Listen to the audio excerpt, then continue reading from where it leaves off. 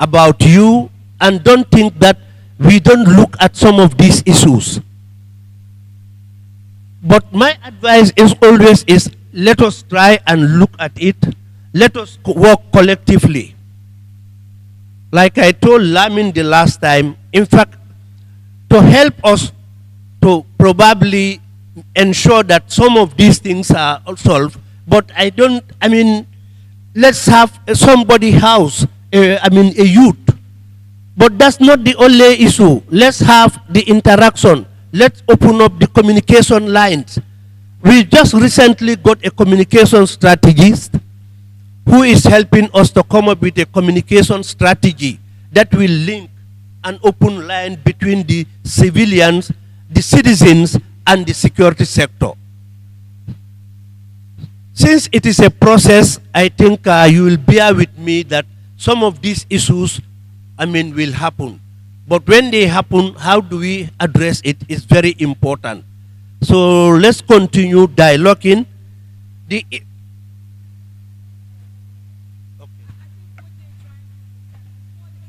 Even happen.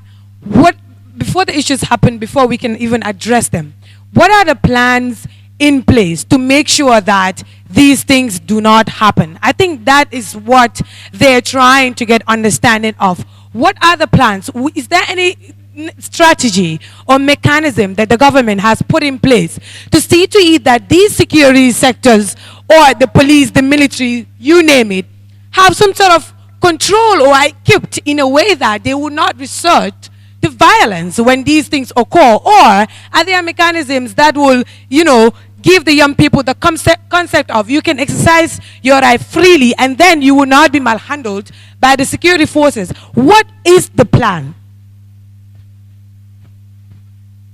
I think part of the plan lies in that program line, building the capacity.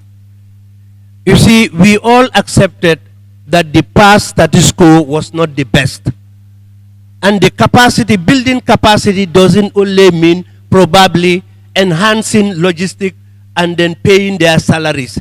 One important thing is the psyche and the mindset. And those of you, most of you, I think, would bear with me that this is one of the most difficult transformation. But what we can say is there are constraints.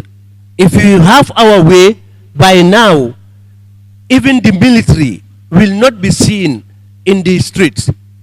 For example, what happened in the Serekunda market.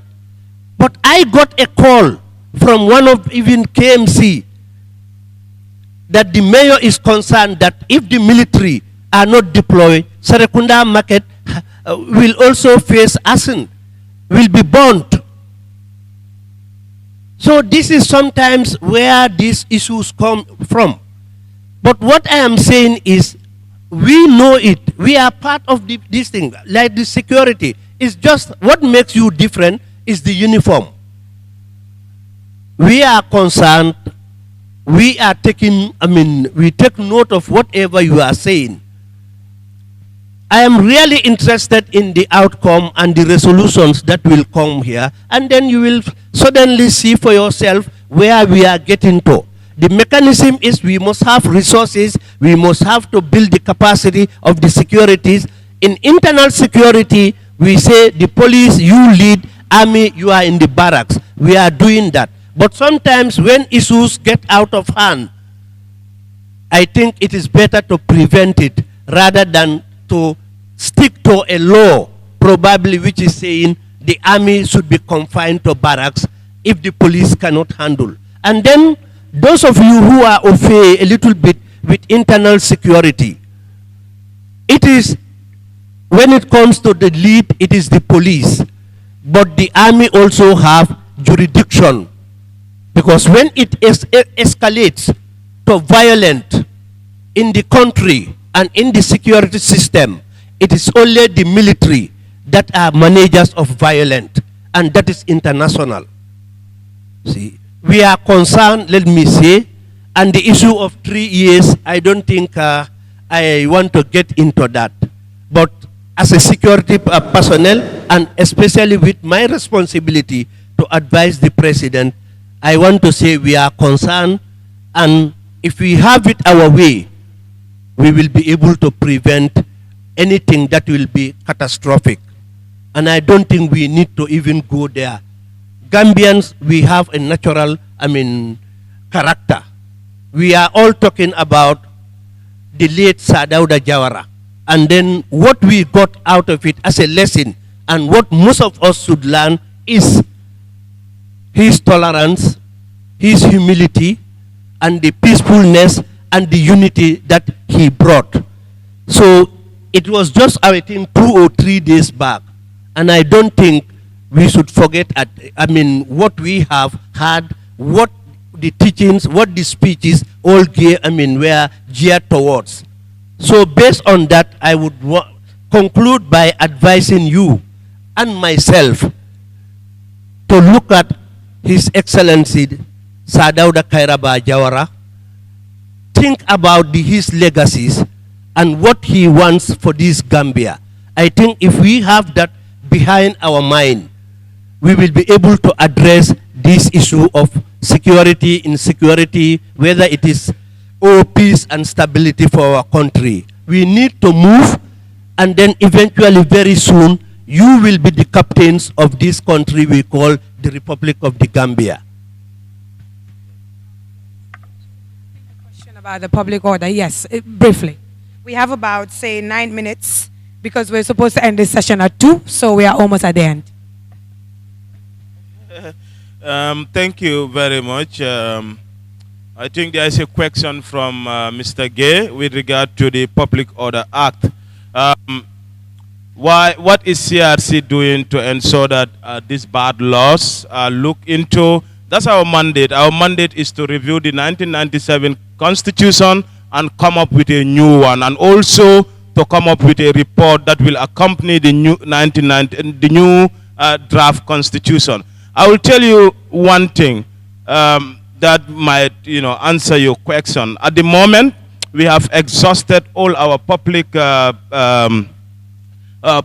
consultation. We have also had dialogue with all the key stakeholders. This includes the judiciary, the legislature, the national security officials. So now we are looking and reviewing the concerns and the views that have been expressed by Gambians from all walks of life. I cannot tell you anything with regard, because at this moment we have reached a state called a very sensitive stage.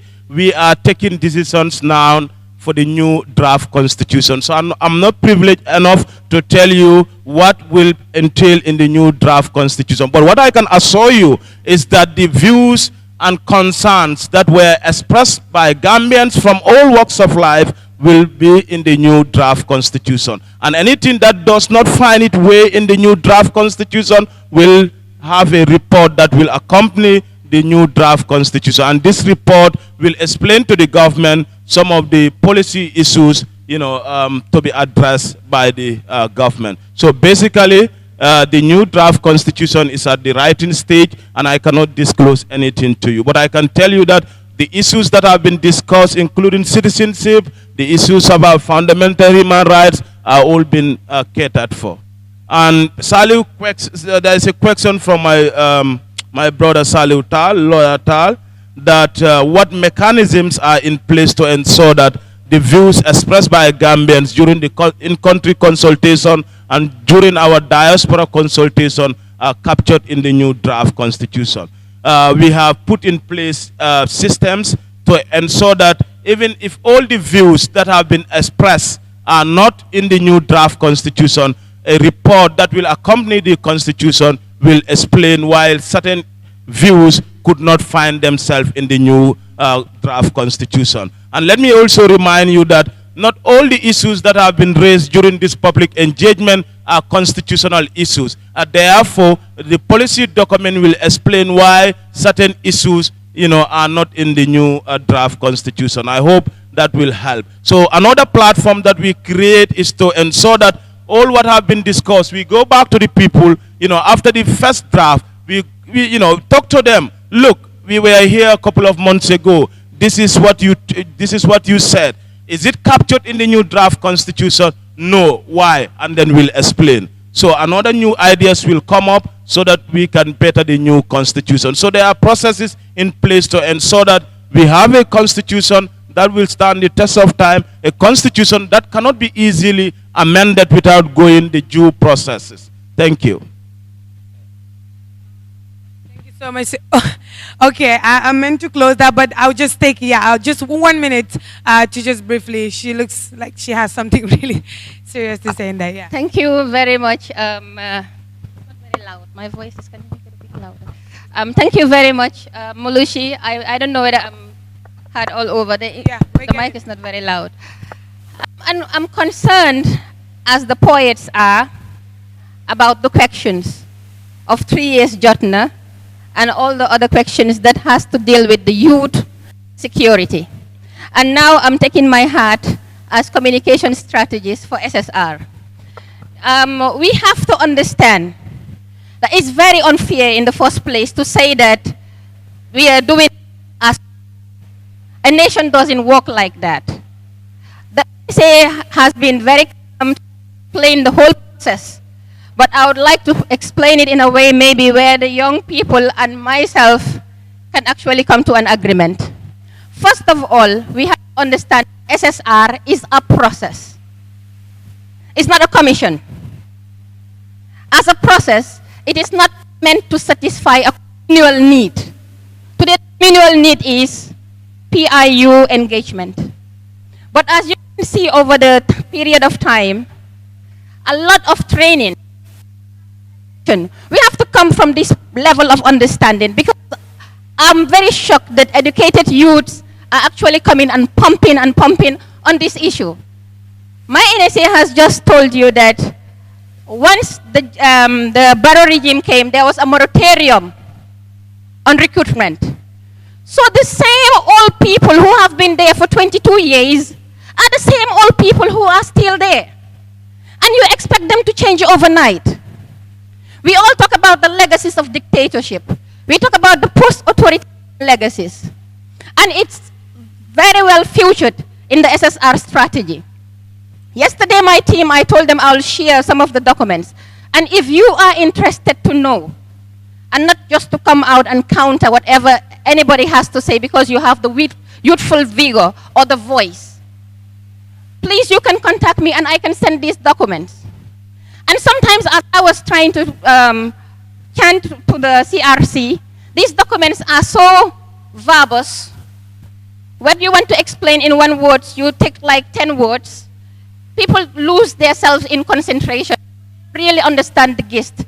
I think it's about time we try to explain things in simplified ways, simplified versions. 22 years of authoritarian rule will not change the mindset of the security in 2 years or 3 years. Those people who are still there are still there. What to do is to engage in a soft, as hard efforts, the capacity through trainings, this name. So the SSR is not going to be like RRC where you impact. It's not palliative. It's not a palliative measure. It's going to trend, and it's going to take time to change these people who have been there for so long, who sit across the table and say, I was just doing an order. And I think the youth have to understand that. Thank you. And I hope it's well explained. Thank you. Thank you. Thank you so much. And of course, we understand that SSR is a process. And this is it when we have dialogue with young people who always want answers. And sometimes we have to understand as well. So it's good that as we are going along, we are understanding, but also getting some of our doubts cleared. And so now I'd just like to read these 2 questions before we can finally close. It's 2 o'clock already. But I have these last 2 questions for Mr. Sadie Barrow, which is, what will be the impact of releasing the junglers on the TRRC's value? Is that value to victims? So what will be the impact of releasing the junglers on the TRRC's value to victims? And also, what will the TRRC be doing in the diaspora when we have the commission here in the Gambia? the last question, what would the TRRC be doing in the diaspora when we have the commission here in the Gambia? The commission is for all Gambians, regardless of where you are. And so just because we are here doesn't mean that the Gambians that are in the diaspora are any less important than the Gambians that are here. As far as the release of the junglers and what that would have on the victims, I think all of us follow the news. We've seen that a lot of the victims are unhappy about the release of those junglers. So yes, what impact would it have on them? I cannot speak for those victims, but I do know that they are not happy, which is quite unfortunate. I wish that things were done differently so that their needs would have been addressed or at least looked into prior to maybe those decisions being made. But I'm not the one that made those decisions. That's over my pay grade. So I feel for the victims that feel wrongly done. I feel there are reservations as far as this release goes. And you know, I hope that eventually, we keep talking about dialogue, I hope that sometimes it's never too late to do the right thing. So even though that some people may feel wrongly done by that decision, I hope that they would be able to sit down and have a dialogue over this to make sure that the needs of the victims is always paramount in every decision that we make. Thank you so much, Mr. Barrow, for that. Just two last questions. This one, I believe, is for Colonel. Has numbers in a form of combination ranging from 1 up to 6 digits being captured in the reform? Has numbers in a form of combination ranging from 1 up to 6 digits being captured in the reform? I don't know what, I suppose, I thought that was a security question or something. I do not. Yes, I don't know. So do we have the person who asked this question? Oh, you understand. Okay, just briefly. Okay, and lastly, why is ECOMIC still here? Is it a question of trust in the Gambian army that they still remain here? Don't you think it is risky to sideline a group of the security, Colonel? Okay, he's still reading the other question on numbers. I have no idea. Do you understand? Okay, so let's move on to this last one. Colonel, this one says, why is ECOMIG still here? Is it a question of trust in the Gambian army that they still remain here? Don't you think it is risky to sideline a group of the security?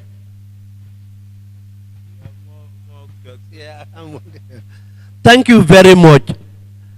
I think the issue of why we have ECOMOG here should be clear to virtually all of us. Some of us probably were not here, but we all know what transpired and the difficulty to transfer the government from the former government to the new one. And the mandates that, and the MOUs and the protocols that were signed. So there were a lot of protocols. So basically, ECOMOG has its mandates that is even beyond the national mandate of the country, because it was arranged at the sub-regional, regional and international level, UN, AU, ECOWAS. So the issue of ECOMIC still being here, I am not saying it is beyond us, because we are the people. It is the people who should decide. So this issue also have started coming, has been debated. So if you look at, probably, if you are keen and you follow their activities, you will find some training sessions, that is taking place between the ECOMIG and our national security institutions. The process is still on. And those of you who are au fait with the peacekeeping modalities, you will find out that it is not a matter, it doesn't happen like that, park and go. The way it starts and the way the exit plan, there is always an exit plan that is, put in place to ensure that the gradual, exit of the peacekeeping and the eventual taking over by our national, security sectors will take place. So virtually, some of these issues has been discussed. So, but at this level, I don't think I am privy to tell you exactly why they are still here and when exactly they are going to leave this country. But what is clear to all of us is, we have had our sister countries which had this privilege. Sierra Leone was one time in this situation, though it was war and conflict, ours was authoritarian. Liberia had similar issues. So eventually, economic will not be here. But the definite time frame is what I probably cannot, give you at this, platform. So thank you very much. Is it your own or it came from? Okay, thank you.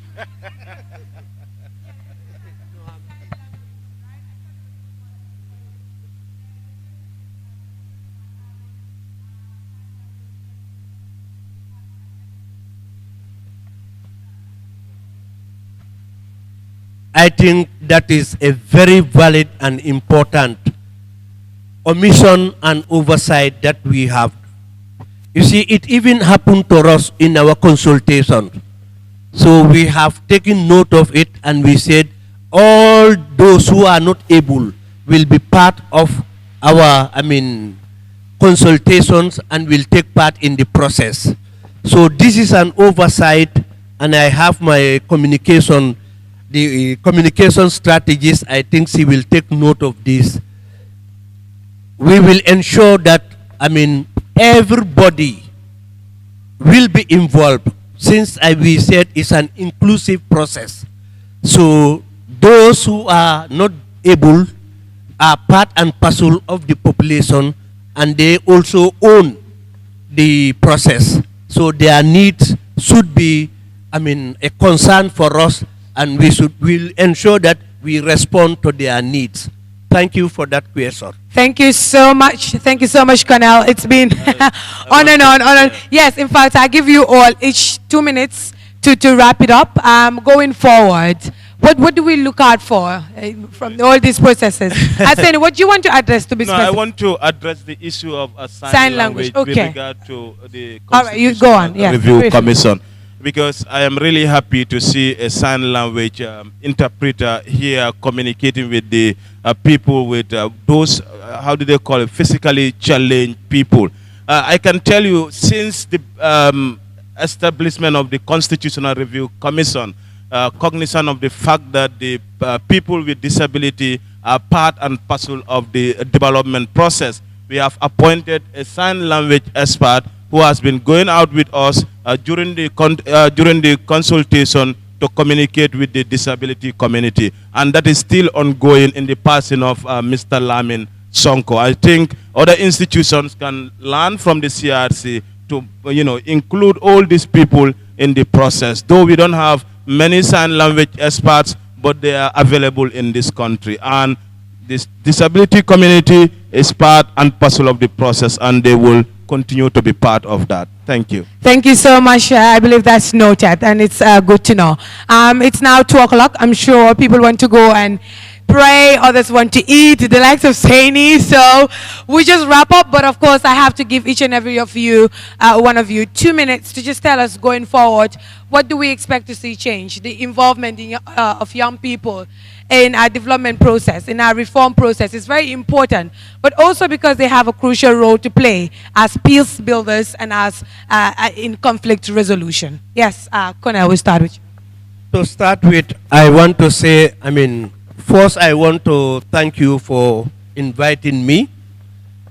What I will take home from this, platform and this conversation is, number one, that we should all be concerned about the country, the process of security sector reform, and more particularly, the youths in uniform versus other youths. It should occupy our mind. Let's debate it. Two, we will, luckily we have partners here. When, Mr. Dabo came to the office with AU expert, one of the concerning issues we raised is to see how best we can have, a national conference that will be 50% security, 50% youths. We interact, we converse, we brought our soldiers together. We look critically at issues that concerns the security, the peace and stability of this country. I think we can do it. When we have those, activities, we will have some common understanding. And then again, I want to finally say, my office is open to every youth. Your plight is our concern. I may not be able to give you an appropriate answer here, but let's continue dialoguing. Let's converse. This country belongs to all of us. Let's also watch our steps, where we feel that wherever we are going may look like going towards lawlessness, we all retreat. Because some of these things, especially insecurity and conflict, when it starts, you never know where it ends. We were privy to the impasse. Some of us, we are not in town, but it affected every family. So peace, especially security, it has nexus with development. And development of this country, the future lays, lays in your hands as, future leaders. So with all that intricacies, with all that links and connections, I think the peace and security of this country should be our collective concerns, and the process of security sector reform equally our collective concern. I want to see you on board the security sector process, and from now on, be rest assured that you are partners of this process. Wherever, whenever, wherever you, however you can communicate to us, our strategist is there. He will, I'm sure before the end of the day, give you links that you will freely communicate to us, and then we will, myself and your leader of the National Council, Youth Council, will definitely do everything within our ability. We'll endeavor to ensure that we have conference between where we will have participants coming from the youth and the security sector. Thank you for the time. If I may have said something that probably hurt any of you, that is me. Forgive me. But it doesn't mean that I'm not concerned. I have children like you. The peace and stability of this country is my paramount interest, and we are all concerned. We are wishing all of you the best. Continue dialoguing with us. We shall find a solution. Thank you so much. Thank you so much, Kona. Thank you. Thank you. Yes, Sani. Thank you very much. I am so happy as a young person to be associated with this National Youth Dialogue on Reform process in the Gambia. At the CRC, it's a youth-driven initiative, and young people, since day one, they have been part and parcel of this process, and I hope and pray that they will continue to engage with us throughout the end of this process. You can, as a communication guy, we are always trying to capitalize on every situation. So please be part of this process. You can follow us on our social media platforms, and you can on Facebook at Constitutional Review Commission the Gambia, at Twitter CRC Gambia. We are also on YouTube. You can follow us CRC Gambia for all our happenings that are unfolding at the Secretariat, and then be proudly part of history that Gambians are making in drafting a new constitution, a constitution that will stand the test of time, a constitution that will reflect the will and aspirations of Gambians from all walks of life. On that note, I use this occasion to thank you all for inviting the CRC as a very key partner in transitional justice process to this very important program here at the Ibojan Theatre. Thank you so much, Seni. Thank you very much. Yes, to get the mic. Probably he wants to go and eat. I understand. Yes, Mr. Barrow, it's important to remind young people the crucial role we have to play in this transitional period. Yeah, thank you for inviting the TRRC. Yes, I am in a hurry to go. But yes, I think the better person to talk about youth involvement as far as the TRRC goes is Babukar Sambu and his team. We are not waiting until the end of the TRRC to engage the youths. I think if you're a youth man in this country, you know of the activities of Babukar Sambu and his team at the TRRC. One of the themes we are working on right now is still April 10-11, which significantly affected young men of this country who went out to demonstrate against what they perceived to be injustices, and we ended up having 15 young school children getting killed. That's going to be the next, when we start hearings again, that's going to be what we will cover. As young people, we all have a responsibility to each other. You shouldn't have to wait for the TRRC to end to take up that responsibility. So I urge you all, everybody sitting here, to look out for each other, to stand up for each other. It's not always going to be easy, but you always have each other as rocks. So use each other as much as possible. Thank you. Thank you so much, Mr. Barrow. You can, yes, you can hold that. Thank you so much. I must say it's been a fruitful conversation. Of course, we are aware of the fact that these reforms, they don't just happen in 2 days, in 3 days. They take time. It's a process. We're aware of that. But also as young people, we're aware of the things that went wrong in the past. And we want to make sure that they don't repeat themselves again.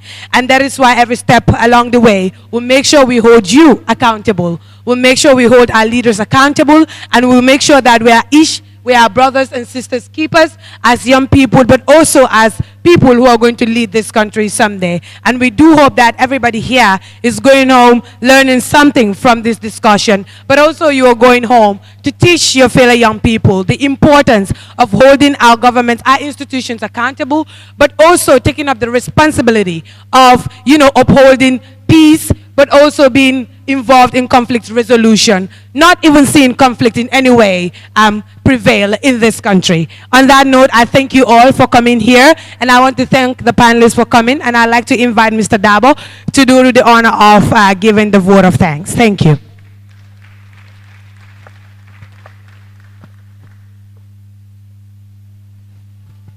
All right, thank you very much. Let's put our hands together for our moderator. That was an excellent, excellent moderation. I'm sure it has been a long day. Again, I will ask, anybody bunka in house? I tell you, because when they get hungry, they just sneak away. So they announce themselves because food is sponsored. So thank you very much. First, let me appreciate the panelists. I must say that in the morning we had the ministers joining us. And the dialogue we had, the highest officers of the various processes joining us, except for the National Human Rights Commission, who could not be with us for one reason or the other. But the mere presence of NSA, the National Security Advisor, the Director of Communication, and also the Director of Research and Investigation from these reform mechanisms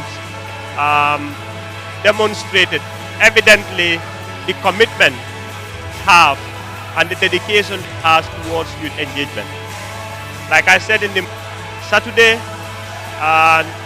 not only I've said, okay, let me get that secretary, let me get that young person who is there, or let me get any ordinary person from within to come, and they'll be within their to speak anybody. But they decided that this is important for them to be here. And I must confess, I really appreciate this. And we thank you sincerely for taking all your time to be here.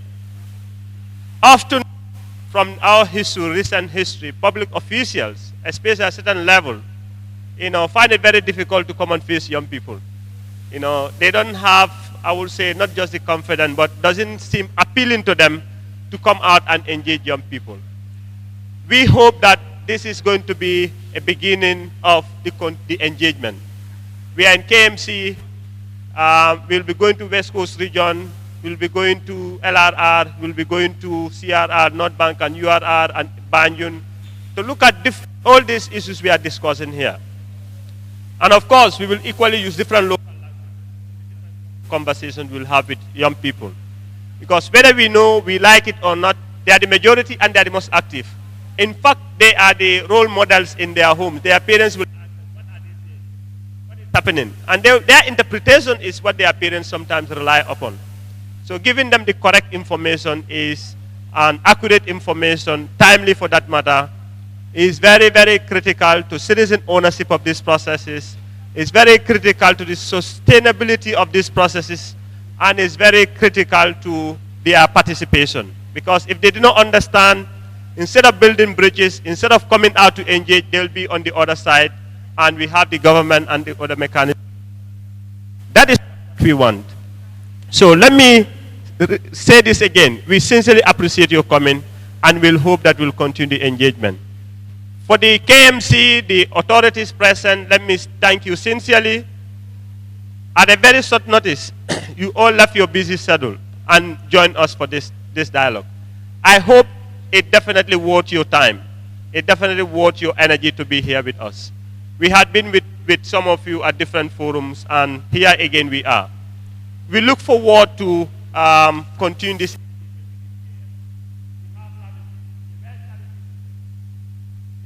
If a municipal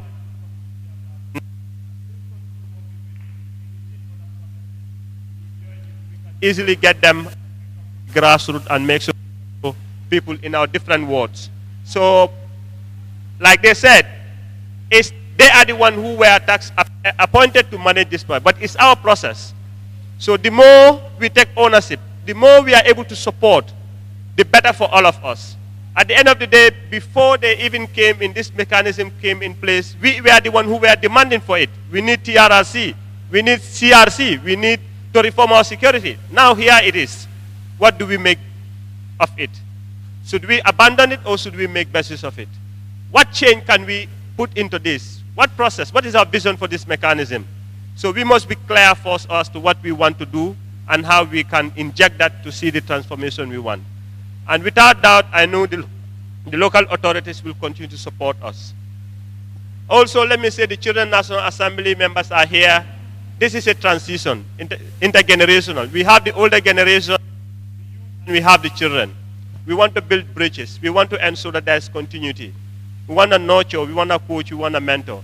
So be here, ask your questions. When we go to other regions, your colleagues will be there. In your next sitting, I want to hear about these reforms.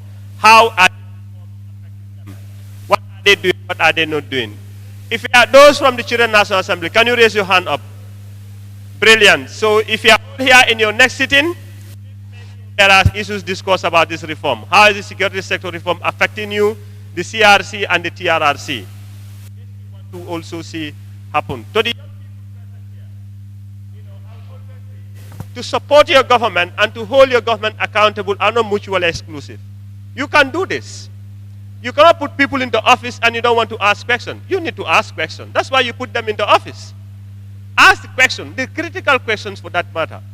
But you are not asking the question to make them fail. That's not the essence. Then why do you employ them in the first place?